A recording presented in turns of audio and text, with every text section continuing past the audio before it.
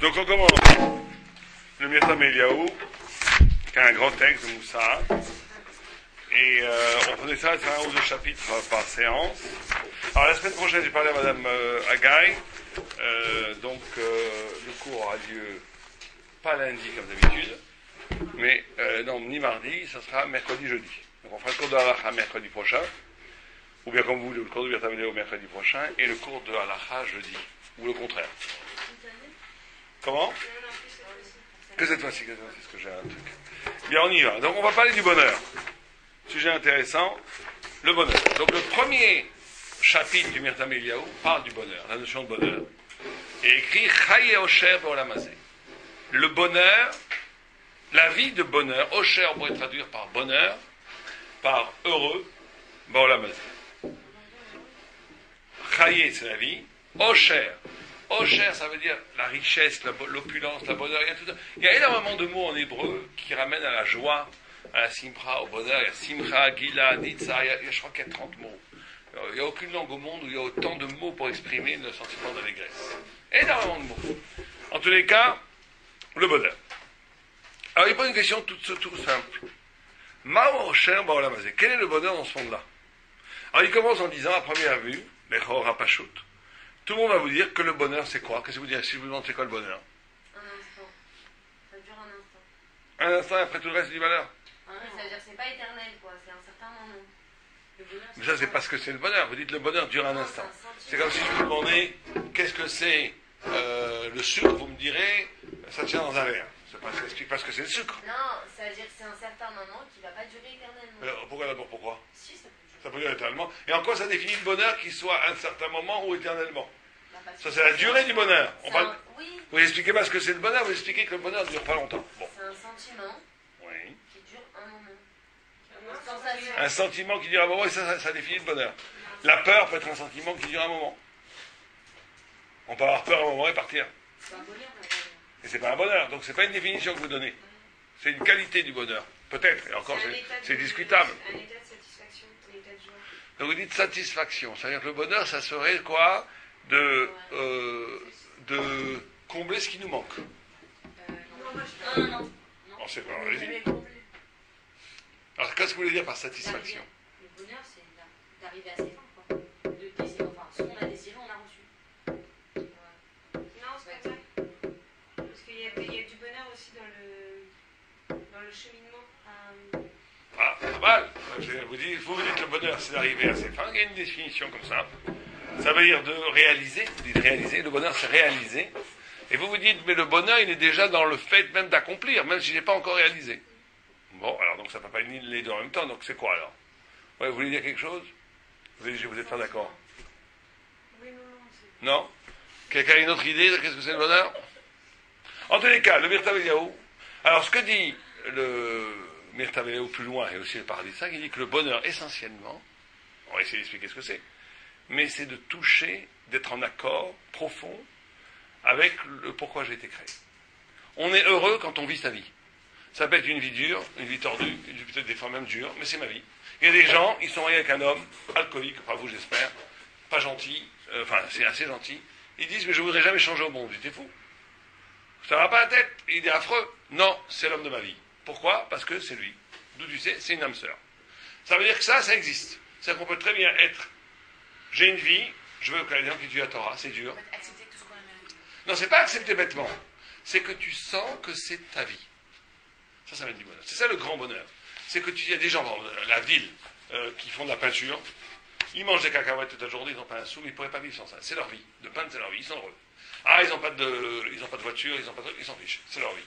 La Torah, elle doit être comme ça. Quand on vit la Torah, la ville, on doit vivre dans une sorte d'euphorie où je sais que c'est ma vie.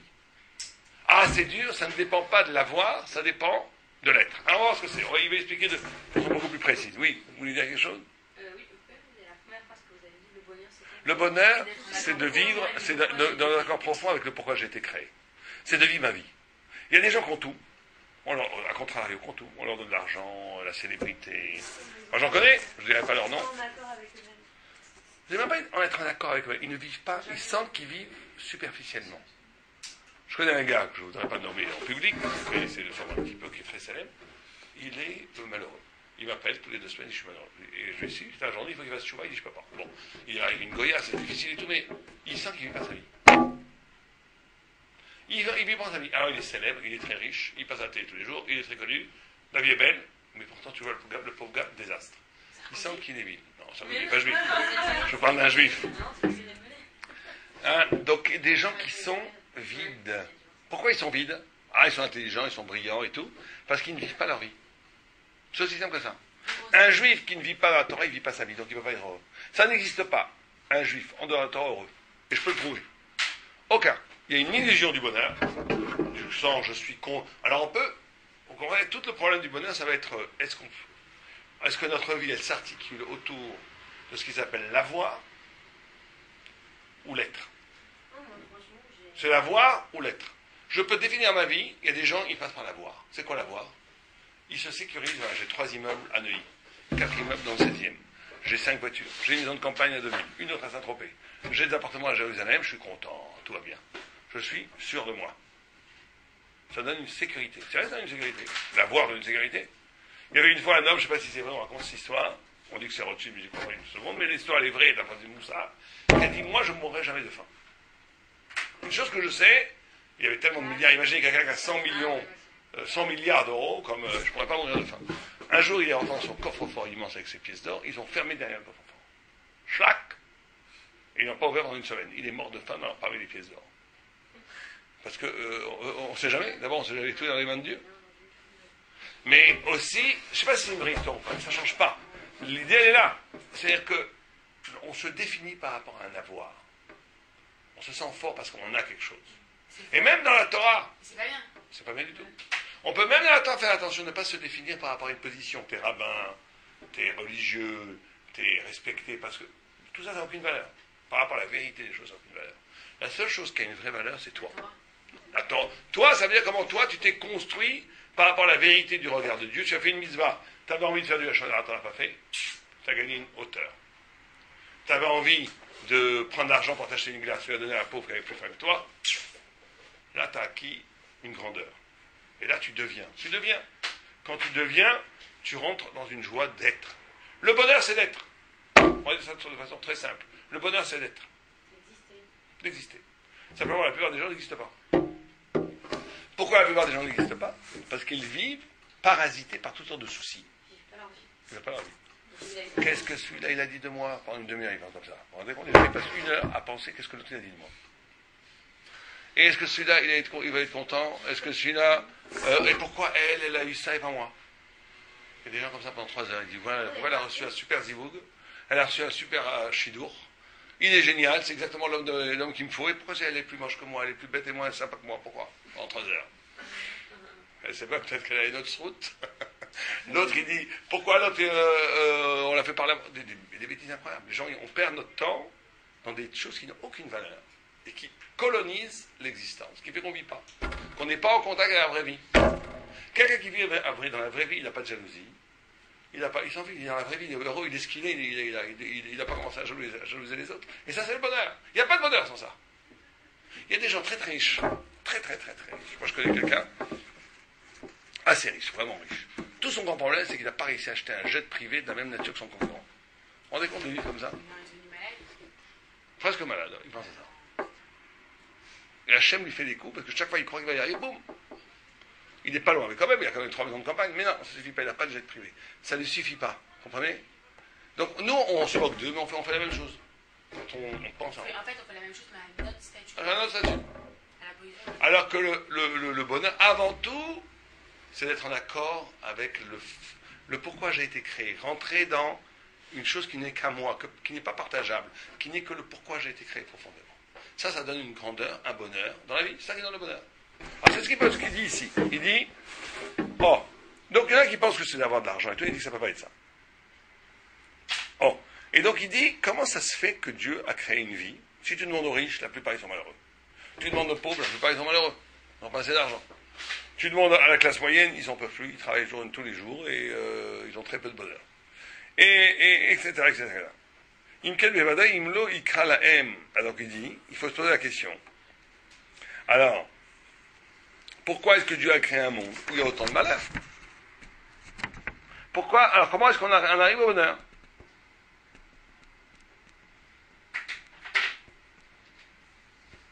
Oui, tout à l'heure, vous avez dit un juif qui ne vit pas avec la Torah, il n'est pas heureux. Non, impossible. Parce que franchement, moi je vois des gens, ils ne font pas du tout de Torah, mais vraiment. Ça paraît et ils sont super bien, il ne faut même pas en parler, parce qu'au contraire, quoi, on est saouls.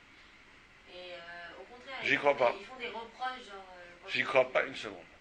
Trouvez-moi une personne qui n'est pas dans la Torah et qui est vraiment heureuse, à moins d'être un idiot total, qui est content de manger des glibettes toute la journée devant un télé. Ouais, bah ouais, c'est ça. Bon, ça, c'est pas être heureux, ça, c'est être un animal. Non, mais Pas ça le bonheur. Mais non, Une vache aussi, elle est Le heureuse. bonheur aussi, c'est l'épanouissement. Non.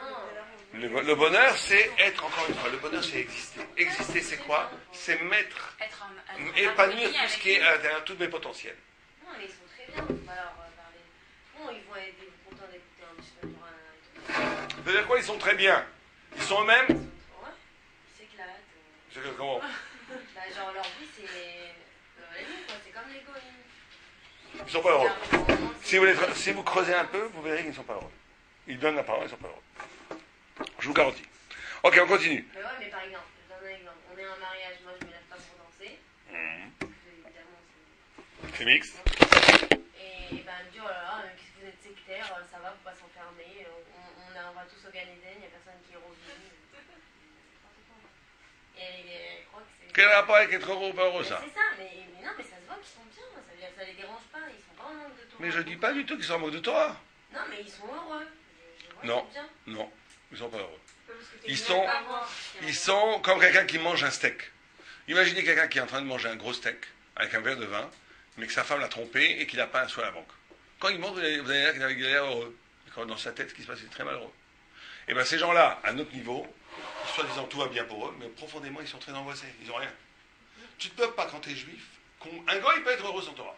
Parce qu'il est fait pour ça. Un juif, il peut, comme il y a toute une partie de lui qui est fait de Torah, s'il n'épanouit pas cette partie-là, il est à côté de la plaque, il est à côté de sa vie, donc il est quelque part, il est triste.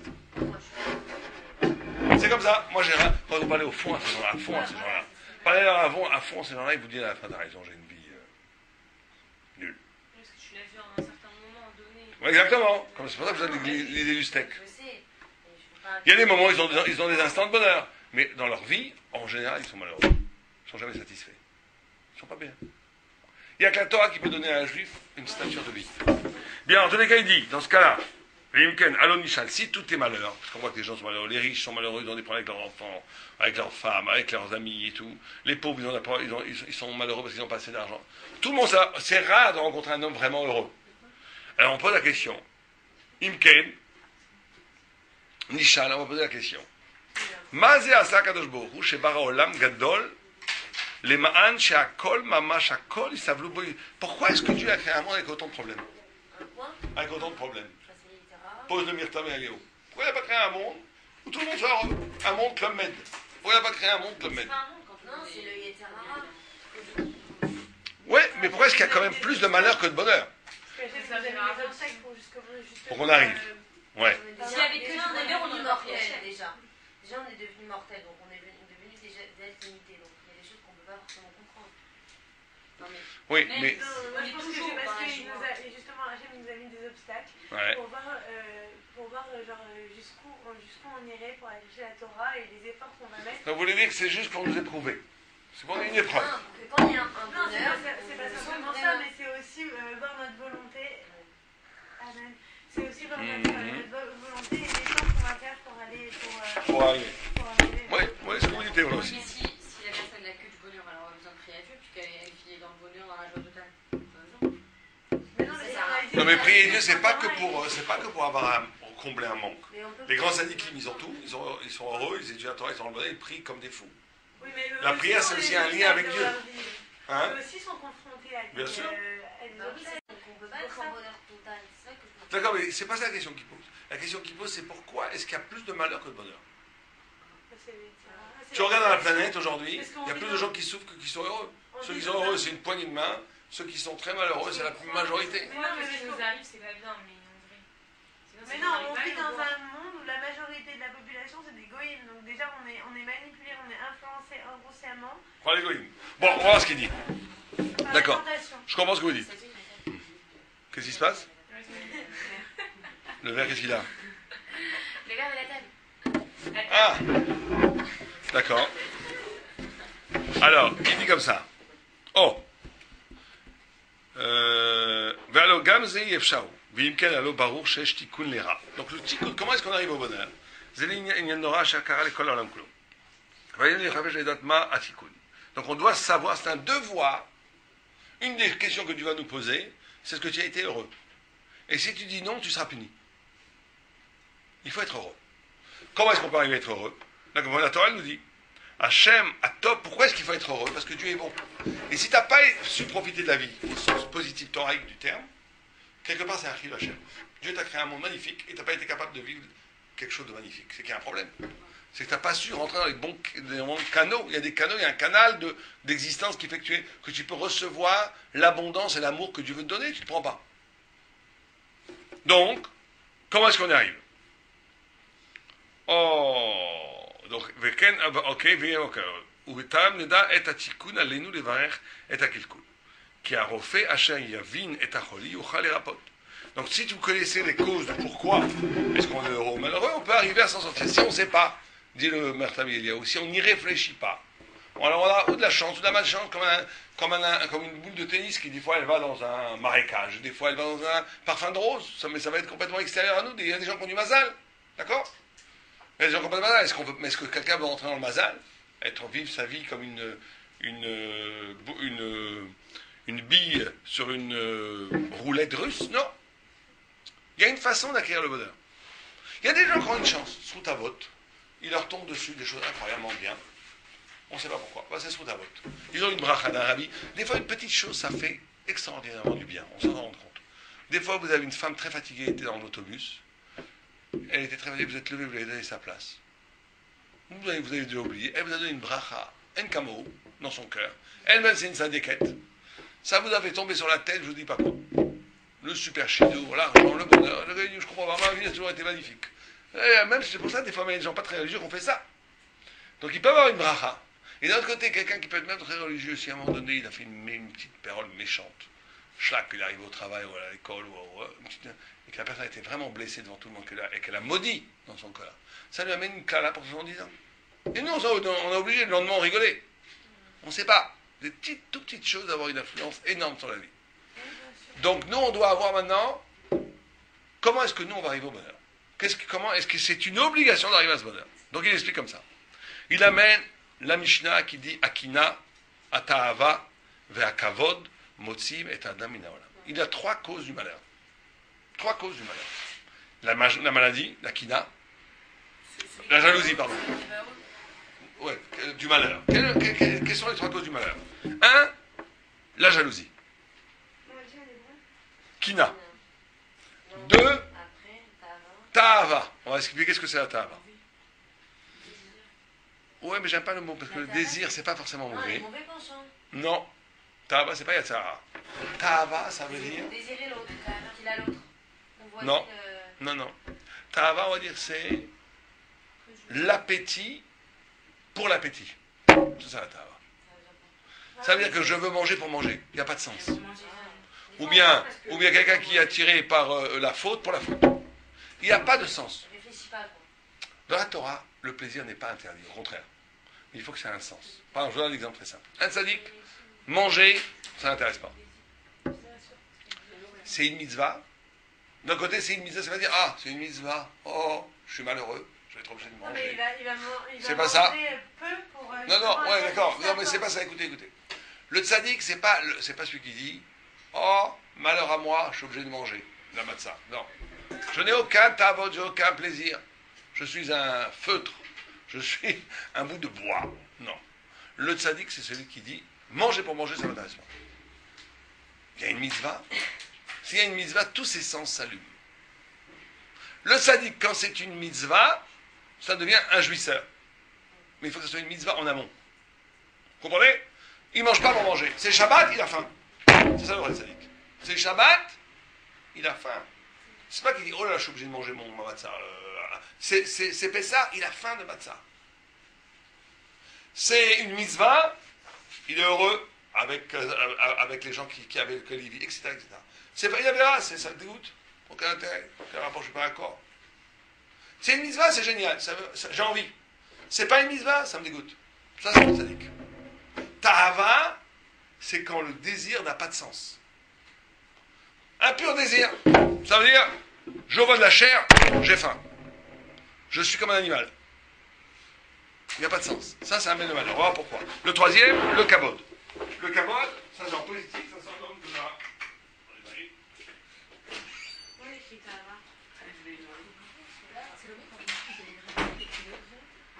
Vendredi, t'as eu Radali des choses. Rabbi. Ah, il était là? Il était qui vendredi? Il était. Ah oui, puis il y a vraiment écran. Ah ouais? Il était Ça, c'est vraiment genre la famille.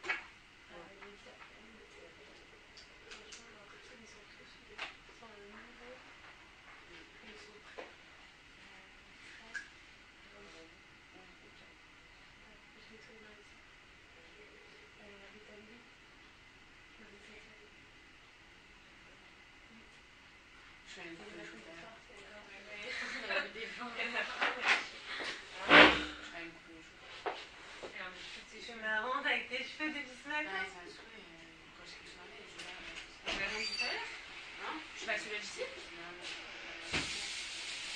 Tu vas les couper où alors? À côté de moi, c'est Non, mais où? Quelle longueur? comme ça. Mais non. Ah bah ça va rien faire, ça va rien changer. Ah si, mais derrière, ça va grave changer derrière. Ouais, bon. Pourquoi tu veux faire dégradé Mais non, maintenant? mais là, je vais te choper. Mais non, voilà. Non, mais c'est juste petit à petit, comme ça, t'as pas trop un choc. Et derrière, on voit tout. Mais je te promets, c'était rien du tout. C'est énorme. D'accord? C'est pas la base, c'est Tava, tav. Aleph, vav, he. D'accord? C'est l'honneur. Ah, le manque. Kavod, non, le kavod, non, c'est l'honneur. L'honneur. On va voir ce que c'est. Aolam kasher baro Hashem idvar olam mouchao. Quand Dieu a créé le monde, de façon naturelle, il est heureux. Celui qui vivrait sans péché, sans yatsara, il serait heureux. Et donc en vérité, la naturalité du monde, c'est le bonheur. Et c'est les avérotes et les qui amènent du malheur. Et la eno asher yitzim leolam aosha al olam asevel. Elle dit shosha akatot aelu.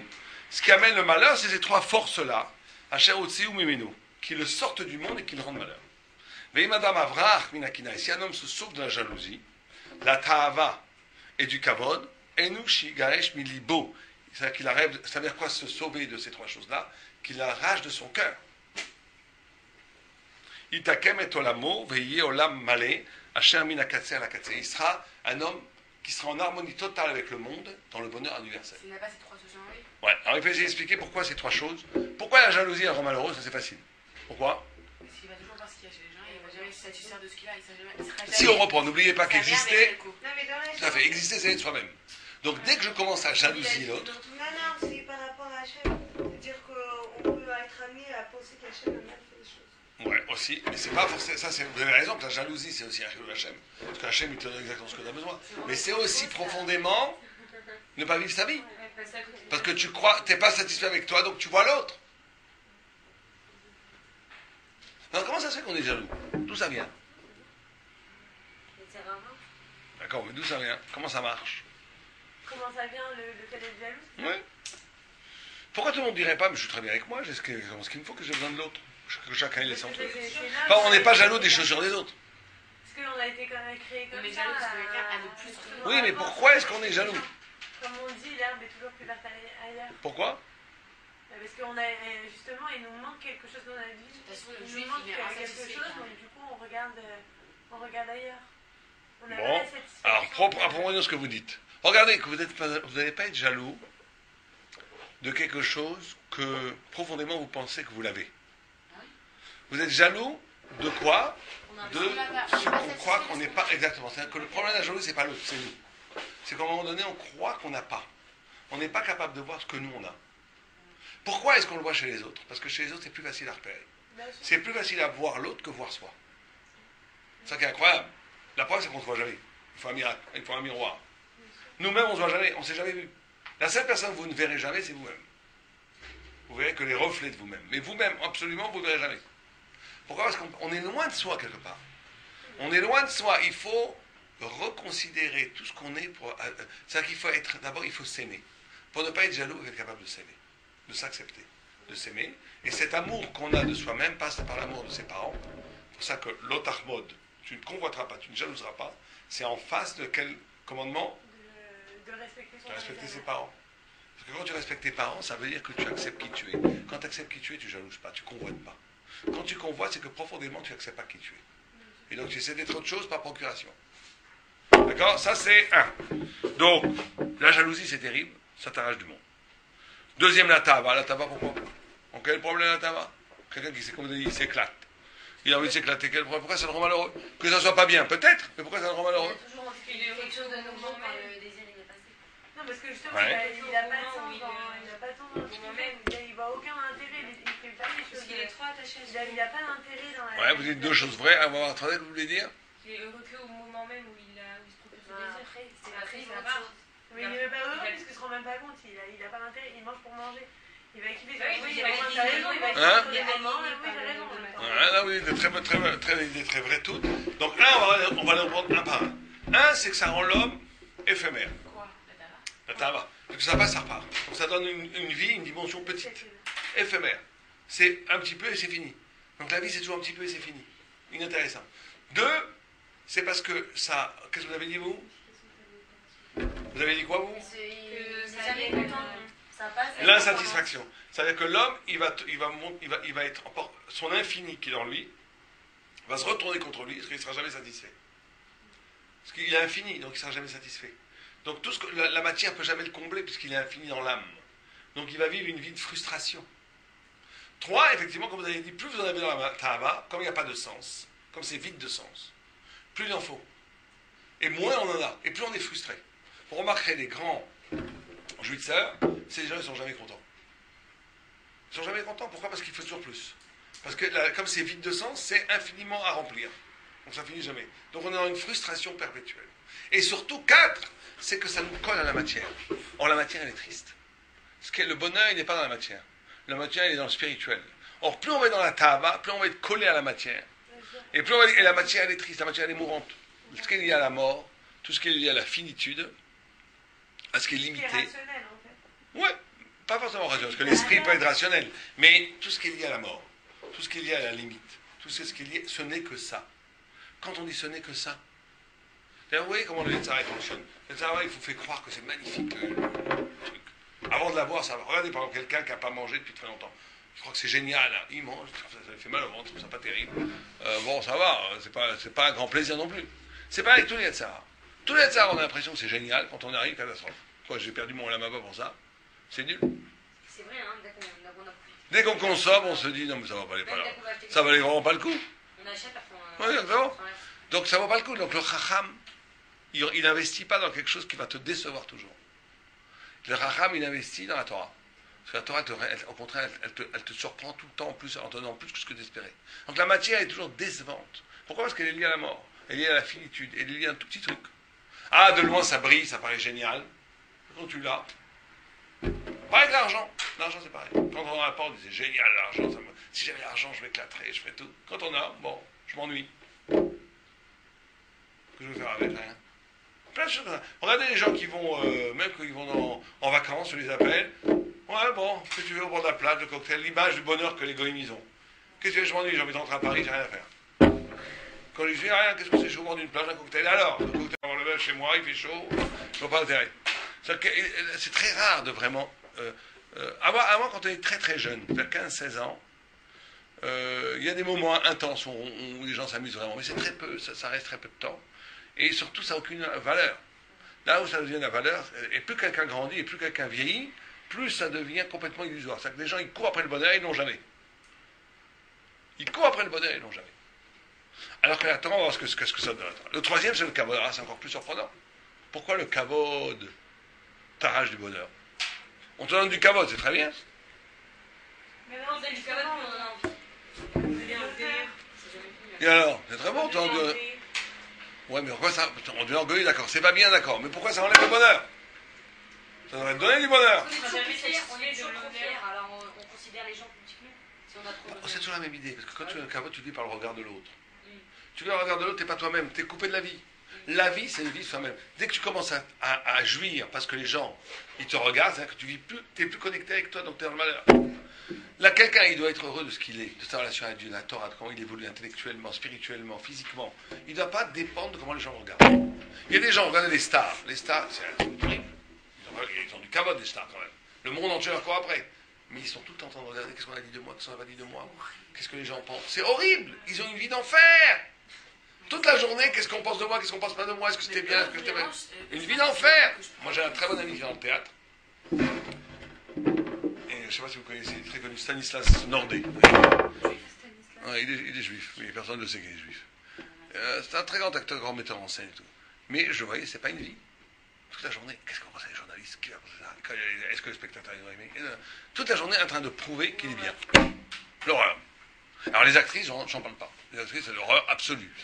Je crois qu'elles ne sont pas tant de guéhinnom. Pourquoi? Parce qu'elles ont le guéhinnom sur cette terre. Pourquoi? Non, c'est incroyable. Elles ne vivent que là. Et la vieille, c'est une catastrophe pour elles. Et dès qu'elles en prennent une ride, elles font le deuil. Elles sont instrumentalisées. Elles ne sont plus qu'un objet du regard, du désir de l'autre. Elles n'existent plus. C'est le malheur. C'est le malheur. C'est des instruments, c'est devenu des kélim. Donc c'est pour ça que le kavod. Alors maintenant, la Torah, il faut faire attention. Regardez, nous on donne des conférences et tout. On peut faire très attention de ne pas tomber dans combien de personnes ont été voir ce rave, combien de personnes ont été voir ce rave. Ça c'est le Gatzara qui guette même les talents des Haramim. Ça devient un star system. Internet, tout ça, à un moment donné, combien de bons gens, on voit la casette, 1000, 2000, l'autre 3000. Ah, tiens, Rabben Chitrit a fait 8000, c'est mauvais, il faudra qu'on rattrape. Les gens, ils rentrent dans des trucs comme ça. Il faut faire très attention à ça. Parce qu'il n'y a pas chacun la Torah, c'est à Dieu. Les gens, nous, on n'est que des gens, quand c'est la Torah, ce sont que des Eved Hashem, Alvaï.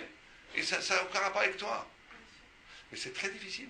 Parce que par définition, un homme, il se définit par le regard de l'autre.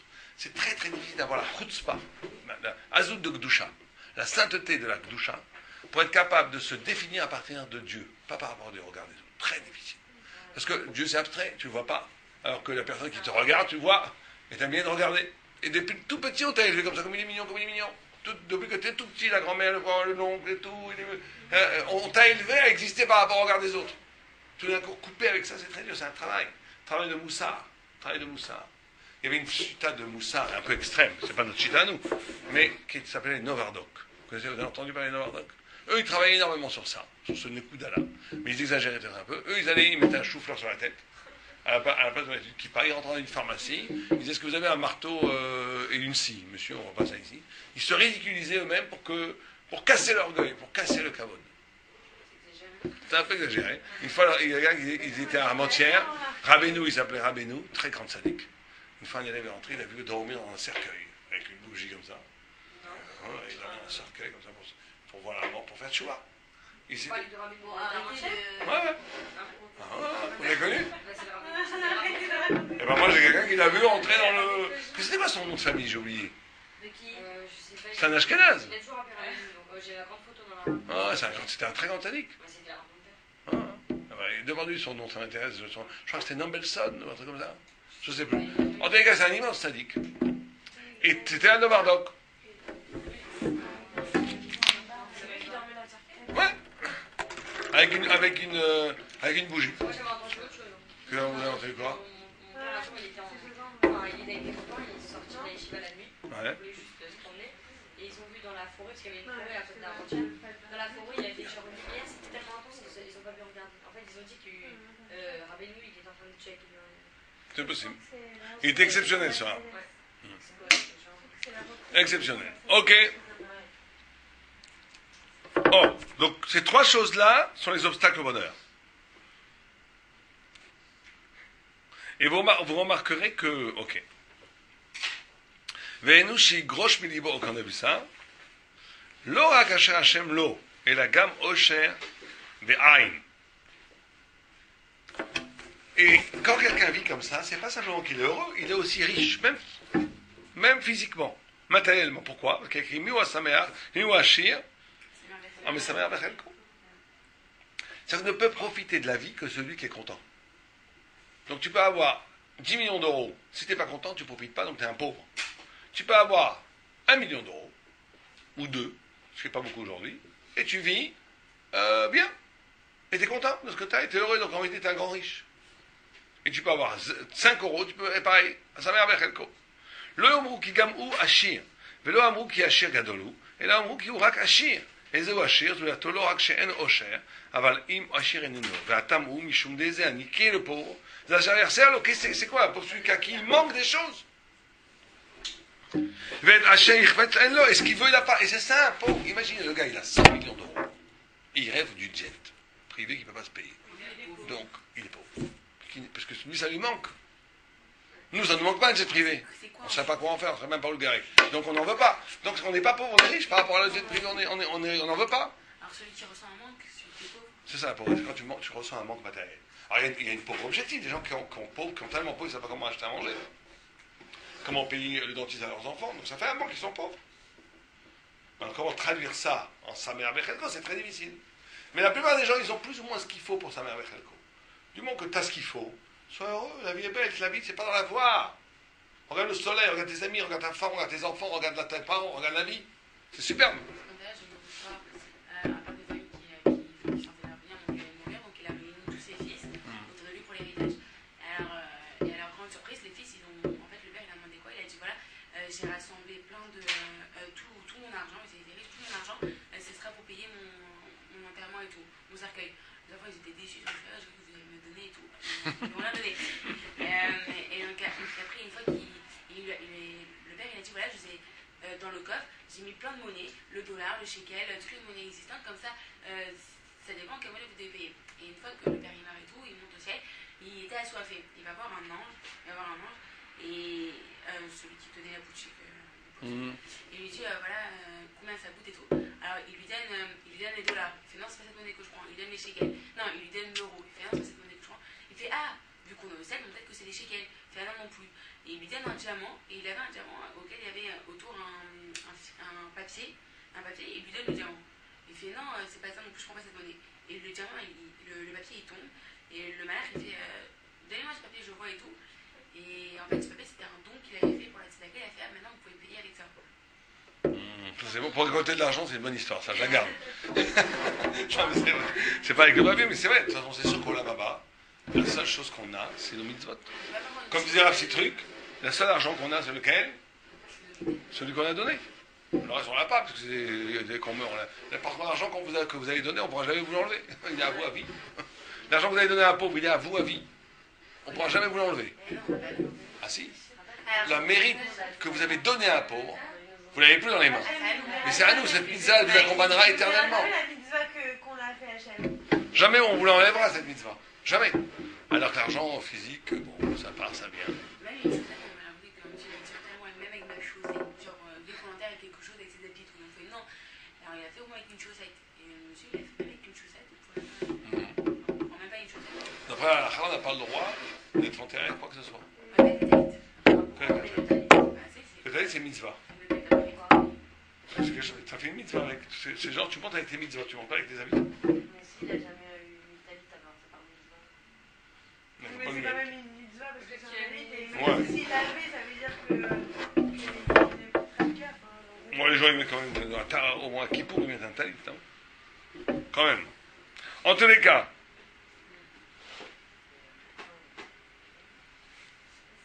C'est vrai qu'après la mort, les pauvres, les gens qui n'ont rien fait, c'est horrible. C'est horrible. Quand on y pense, ça fait peur. Ah, Raffaele, vous avez dit qu'en fait Kaddish, il faut penser à 3 choses. Ouais. Quand on dit Amen Yeshem Rabba, pas que Kaddish. Quand on dit Amen Yeshem Rabba, un, Misirut Nefesh, qu'on est prêt à donner sa vie pour Dieu. 2, Mashiach. 3, qu'on va détruire Amalek. Ah, non, je peux penser à ça. Pas grave, prochaine fois. Oui, madame, bon, ok. Vous voulez dire quelque chose? Non? Non, j'ai dit, j'ai entendu une histoire, mais je sais pas, je crois que c'est une blague. Je suis pas sûre en fait. Quand? C'est qu'en fait, ils ont dit que c'est un qui est, c'était pas, il était pas très riche, quoi, mais. Enfin, si, il était riche. Il était riche, et comme il était trop riche tout le temps avec ses affaires, il n'avait pas le temps d'étudier. Alors, à chaque fois que les gens lui disaient, va étudier la Torah, va prier, va faire les tueurs, il dit tout le temps, non, non, je sais pas lire, je vous assure, je sais pas lire les mots, non, non. Vous devez faire un effort. Et le jour où il est mort, et ben, il arrive dans le ciel, il emmène directement au Galilée. Et elle fait chez Malach, il fait, je m'ennuie ici, est-ce que je peux aller à quelque part d'autre? Il dit oui, il y a le Kéinam à côté, si tu veux aller. il va en Guénam, bon, il reste dedans, mais il n'a pas du tout aimé parce que, en fait, avant de sortir, non, dès qu'il est dans ce Ganiden, il nous donnait un papier, il m'a dit voilà, si tu veux rentrer, tu donnes le papier au malard et tu rentres au Ganiden. Il a dit ok, il est ressorti, au Ganiden c'était une horreur. Alors qu'est-ce qu'il a fait? Il est retourné, il a donné le papier au riche, il dit désolé, je sais pas. En fait, c'était une blague, hein, c'est une blague. D'accord. Pour dire que le mec, il avait la parole. C'est ça que je vais pas dire, d'accord. Ok, on y va. Toi, il avait quoi?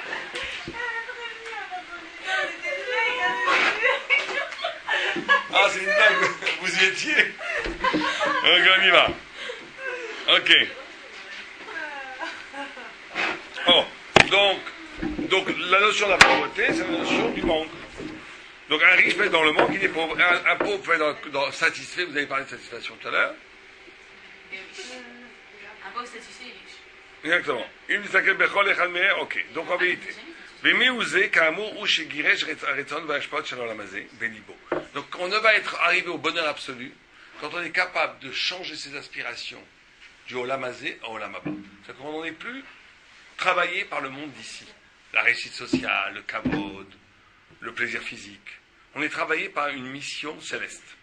Bien sûr qu'il faut de l'ambition, c'est une chose extraordinaire qu'il dit ici. Il dit l'ambition, c'est très bien. L'énergie, c'est très bien. D'accord? Il te dit, En shum osher gashmi baolam. Il dit qu'il n'y a pas de bonheur physique. C'est ça que je vous disais tout à l'heure. Qu'un homme qui n'a pas de Torah ne peut pas être dans le bonheur. Ça n'existe pas. Vous avez dit d'ailleurs, le bonheur absolu, c'est quand on arrive à quoi? Quand on arrive à traduire ses ambitions en ambitions spirituelles. Il faut être ambitieux. Mais pas d'un point de vue d'ego. Il faut être ambitieux pour essayer de réaliser des choses spirituelles. Non, mais surtout comprendre le pourquoi on est venu au monde. Ouais. Rak osher ruchani. Vemisheu ashir beruchniut ou ameusha velo acher bishum panim. Il dit la seule façon d'être heureux, c'est d'être heureux spirituellement. De réaliser des choses spirituelles. Il n'y a pas d'autre bonheur. Tous les autres investissements matériels finissent dans le malheur. Finissent dans le malheur. Par définition. Parce qu'on dit que les choses qui nous entourent, en fait, c'est que matériel, c'est superficiel et... Complètement. La seule chose qui va donner du bonheur, c'est quand tu sens que tu as tes enfants qui deviennent Tamid Chachamim, ton mari qui devient Tamid Chacham, ta femme qui devient que toi-même tu deviens Tamid Chacham, la Torah. Tous ces genres de choses-là, c'est ça qui donne le bonheur. Le reste, c'est que on subit. Parce qu'on peut se lasser de... Très vite, de tout. On ne se lasse jamais de la vérité. D'avoir un enfant, c'est un bonheur. Se marier. Non, mais même l'enfant, si on ne traduit pas, pourquoi est-ce qu'un enfant c'est un bonheur? Parce qu'en réalité, c'est une tradition spirituelle sans qu'on s'en rende compte, même si on est matériel. L'enfant, c'est toi-même éternellement. Pourquoi tu es heureux? Parce que c'est toi-même, qui en même temps pas toi-même, c'est ton futur qui est après ta mort. Donc c'est pour ça que tu es heureux. Mais c'est spirituel comme. Regardez, par les hamsters, ils mangent leurs enfants, ils marchent pas. Quand vous allez dans les cages, quand ils n'ont rien à manger, ils mangent la tête de leur enfant, c'est affreux. J'avais vu ça dans les écureuils quand j'étais jeune, on a traumatisé ce qu'on a envie. C'était horrible. Une mère qui mange son enfant. Pourquoi? Parce qu'ils décapitent. Pourquoi? Parce qu'ils sont que matériels. Donc ils n'ont pas de bonheur. C'est la nature qui se reproduise. Pourquoi nous ne pourra pas toucher à notre enfant? Parce que notre enfant, c'est notre futur. C'est pas juste notre futur, c'est spirituel. Dieu t'a donné une âme, mais il faut traduire ça en spirituel. Si tu es d'accord, on en fait un gros enfant gâté, capricieux, qui va toute la journée se plaindre et faire des méchancetés aux autres, ça sert à rien. Il faut faire des enfants pour en faire des Talmidei Chachamim, des tzadikim, des Eved Hashem. C'est ça qui nous intéresse, ça n'a aucun intérêt. Là, c'est le plus grand bonheur. Quand vous avez un enfant qui étudie la Torah et qui devient un Eved Hashem, il n'y a pas de plus grand bonheur au monde. Il n'y a pas de plus grand bonheur au monde. On sent que son fils. Parce que c'est le mérite de ce qu'on a. C'est magnifique, c'est magnifique. Et il n'y a pas de plus grande tsar au monde, là, allez-nous, quand un enfant tourne mal, ou une fille tourne mal pour des parents religieux, je parle. Il n'y a pas de plus grand malheur. Il n'y a pas de plus grand malheur. Là, allez-nous. Ok? Ok, bah Torah amitia, ok. Il dit, Samu, Kol Avanam, ceux qui étudient la Torah, qui ont mis toute leur force dans l'étude de la Torah, ils sont dans le bonheur. Parce que ce qu'ils cherchent, c'est la vérité, la chokhmat, Amoussa. Sheifazo Kimon Talve Arbeno. Ok, il dit tout ça. Pirouche, Imuchanata Gam Leze Mirov Cheshel Torah. Alors il dit, on a quelque chose qui a Ashrecha Boramazé. On a quelque chose qui s'appelle l'étude de la Torah. Bon, c'est plus pour les hommes que pour les femmes, c'est vrai. Qui vont donner un bonheur extraordinaire. Parce que plus la Torah, l'étude de la Torah quotidienne, elle t'ouvre les voies vers un bonheur qui ne s'arrête jamais. Tous les jours, tu grandis. C'est magnifique. C'est un bonheur constant. Atao ameusha bolamazé velo acher beshum panim. Et là, et donc il n'y a que celui qui est dans cette dynamique-là qui est véritablement dans le bonheur. Maintenant, il faut bien comprendre une chose, c'est ce que dit ici Amrou Hazan. Srar mitzvah behai alma leka. Quelqu'un qui dit, je ne comprends pas, je donne la zdaka, je fais Shabbat, je fais les mitzvot, et j'ai beaucoup de mal. L'autre, il fait rien, il gagne plein d'argent. C'est pas normal. Qu'est-ce que vous répondez à ça? Parce qu'il ne donne pas l'amour dans ce qu'il fait. Non, il donne l'amour. Il donne tout. Une fois, j'étais chez quelqu'un qui était malade, sa femme, la pauvre, elle a dit, je comprends pas. Alors là, ça veut dire que ça sert à rien. Je lui ai dit, vous avez pas le droit de parler. Devant le malade, je lui ai dit, vous avez pas le droit de parler comme ça. Et lui, c'est un sadique, il a dit tout de suite devant nous, il faut le dire, elle blasphème. Il était très gentil, ce gars. J'espère qu'il va bien. Mais sa femme était tellement malheureuse, alors on la juge pas, mais bon, dans des cas comme ça, on peut être bien pire. Mais elle a dit, je comprends pas, il a toujours fait plein de mitzvot, zdaka et tout d'un coup, il est malade, c'est pas normal. Je vous avais pas le droit de parler comme ça, c'est un sourd. Pourquoi? C'est le jugement. Non, parce qu'il y a une phrase dans la Torah, sra mitzvah be'ahalma leka. Le mérite de mitzvot dans ce monde-ci n'existe pas. Il faut bien comprendre ça. Le mérite dans ce monde-ci n'existe pas. Au contraire, j'avais un arabe qui disait, si tout va trop bien pour vous, vous devez trembler. Vous devez trembler. Pourquoi? C'est pas Rav Avner ou Rav Non, Israël? non, c'est Rav qui dit ça. Pourquoi? Parce qu'il disait, pourquoi il disait ça? Parce qu'il disait que, normalement, si tout va trop bien, c'est qu'il y a un problème. C'est qu'on est en train de... Le rachat, on lui paye, il a fait quelques mitzvot, on lui donne tout le bonheur ici, pour que le Olam Haba arrive, nu, pour le faire aller au Gehinom. Très souvent, le tzaddik, il souffre ici parce qu'on lui fait payer les petites achonara, les petites avérotes qu'il a fait, pour que quand il arrive au Olam Haba, il soit pur pour avoir tout le bonheur. Donc au contraire, quand ça va trop bien, il faut se méfier. Non, il disait même, d'ailleurs, non, je rectifie, c'était Rav Jonas qui a dit ça, je crois. C'est Rav Jonas dans le 17e. Et il nous disait même si c'est, par exemple, pour un homme, même si vous perdez votre kippa, vous ne savez pas où aller en l'espace de 2 secondes, bah, justement, rassurez-vous, c'est très bien, il faut nous arriver, même si c'est l'Agma. des détails. L'Agma a dit que celui qui est Mekabel Issourim Be'ahava, Mekabel est de Mashiach. Celui qui accepte les malheurs avec bonheur, avec Ahava, avec amour, il fait venir le Mashiach. Et l'Agma a dit, pas les grands malheurs, même si vous cherchez l'argent dans votre poche, Voilà, et que vous ne trouvez pas, et ben vous n'allez pas dire, ah zut, j'en ai marre, plein bien. Vous allez dire, non, c'est bien. C'est celui qui accepte les malheurs. Bon, c'est quand on fait un contrôle pas, mais quand ça arrive, on n'y pense pas du tout. Quand ça arrive, il y a une grande différence entre l'étude et l'application. Surtout quand on est à la caisse et qu'il y a 40 000 personnes derrière. Ah ouais, le stress tout Hein, Srar mitzvah be'halma leka. Srar mitzvah, le mérite d'une mitzvah, behai alma dans ce monde-ci, leka. Celui qui accepte le malheur et le bonheur. Non, c'est-à-dire que le mérite d'une mitzvah dans ce monde-ci n'existe pas. Oui, d'accord, mais vous avez dit celui qui accepte les malheurs avec le bonheur. Ouais, celui qui a le malheur, il fait venir le Mashiach. Et le malheur, c'est pas forcément les grands malheurs, même les petits malheurs. Vous pouvez répéter la phrase, s'il vous plaît? Srar mitzvah. D'une mitzvah dans ce monde. Non, les mots. Sra, ça veut dire un mérite d'une mitzvah, behai, c'est-à-dire dans ce, halma, dans ce monde, leka. C'est de l'arméen, c'est pas des mots. Ok, les Kohara, pirouche, hu, she'en. Meshalmim le Adam, et srar ha-mitzvah, asher ya'aseh, behalma, ki sraru odolam haba. Omnam ha'inyan amok be'od, ve'ra'u devarim v'anyan. Il dit, après, on pourrait comprendre de façon superficielle, qu'un homme, dans ce monde-ci, on ne lui récompense pas les mitzvot qu'il a fait, on lui garde tout ça pour le monde futur, d'accord? Mais il dit qu'en vérité, c'est beaucoup plus profond que ça. Un mot zal, qui a fait sha'a echad al krat roa be'olam haba, mikol chaya olam hazeh. Gam doar zeh tzair biur v'idbonel. Les chazal ont dit, nos salles, qu'une minute dans olam haba, il vaut tous les plaisirs de olam hazeh. Vous mettez tous les yachts de Saint-Tropez, tous les stations de ski, tous les whisky, tous les bonheurs physiques, tout ce que vous voulez. Tout ça pendant 120 ans, ça ne vaut pas une seconde dans olam haba. Bon. D'accord? Chavtzel egalut bazé. Ma shazati lishmoa, il veut dire qu'il a entendu de son maître, Admour mi broudia. Ou pirouche ki inyan kol chayo lamazé, ou im yekabetz et tor rega echad, et kol shaot vegam regaim shel osher venachat sheyesh la'adam b'moshe kohen. Il dit même si pendant une seconde t'arrivais à mettre un cocktail, un concentré, de tous les bonheurs, de tous les plaisirs que tu as eu pendant 120 ans. Venitzaev le et ze kol osher venachat sheyesh bechol chavero. Et que tu mettais tout ça en même temps, ça ne vaudrait pas une seconde de Olam Hazé, de Olam Haba. Qu'est-ce qu'il veut dire par là?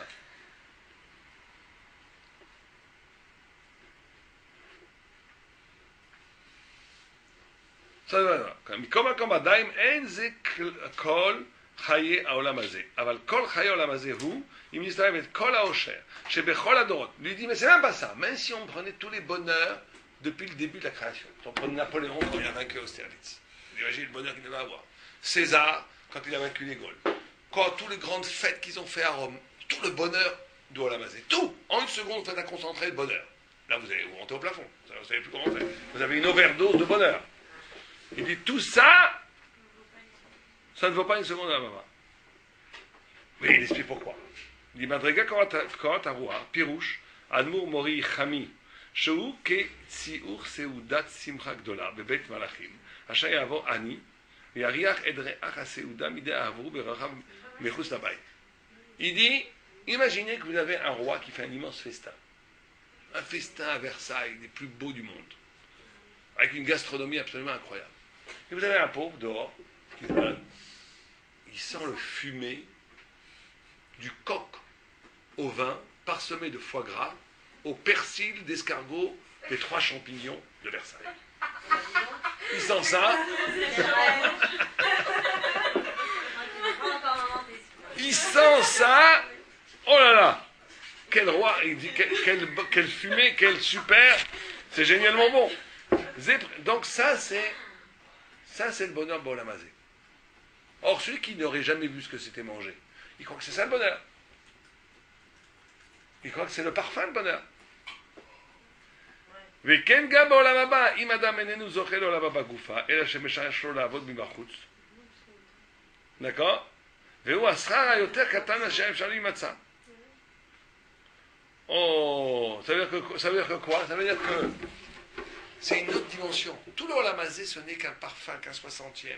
On parle du plus top, du top, du top de ce que c'est la réalité du bonheur, qui n'est qu'après la mort, qui n'est qu'après la mort. C'est la même yachas, le même truc qu'un fumé, avec un mets que tu verrais, que tu dégusterais, que tu toucherais, que tu mangerais, qui serait infiniment plus appétissant que le petit roi que tu as eu, l'odeur que tu as sentie. Eh bien, c'est très profond. C'est-à-dire que tout le bonheur du Olam Hazé n'est qu'une déclinaison, d'une déclinaison, d'une déclinaison, d'une déclinaison, d'un bonheur absolu qui se trouve en essence dans l'éternité de la Torah.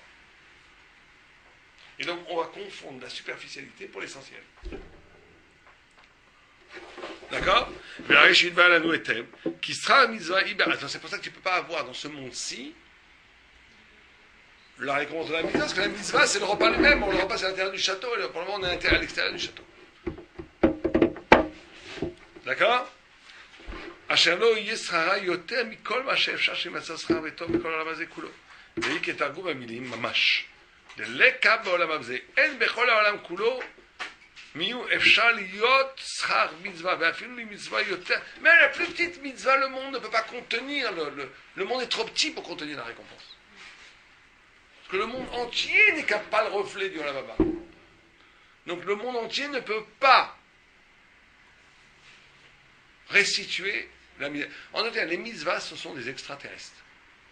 Littéralement, les mitzvot, ce sont des extraterrestres. Elles viennent d'un monde qui n'a aucun rapport avec ce monde. C'est des instructions de secours volantes venues d'un monde supérieur de Dieu, qui n'a aucun rapport avec ce Olam Hazé, qui sont envoyées dans le Olam Hazé, qui te font que tu fais des choses qui sont en vérité un investissement pour le Olam Haba, et qui repartent au ciel après avec les mitzvot en route, et qui sont emmagasinés là-bas pour plus tard. Donc en vérité, aucun rapport entre la mitzvah et le Olam Haba. C'est pour ça que celui qui voudrait que la mitzvah ait une influence sur le Olam Hazé, il se trompe. Ça n'existe pas. Ah, alors pourquoi on dit que des fois la mitzvah met une bracha?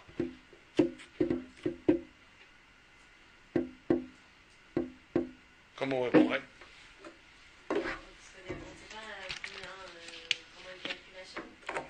Mais on vient de dire que c'est pas par rapport à ici, que c'est par rapport au Olam Haba, que les mitzvot sont des instruments, des secoupes volantes qui viennent d'un autre monde. On a aussi des sarcasmes équivalents. On a passé. Non, non, aucune sera dans ce monde-là. C'est que je fais ça.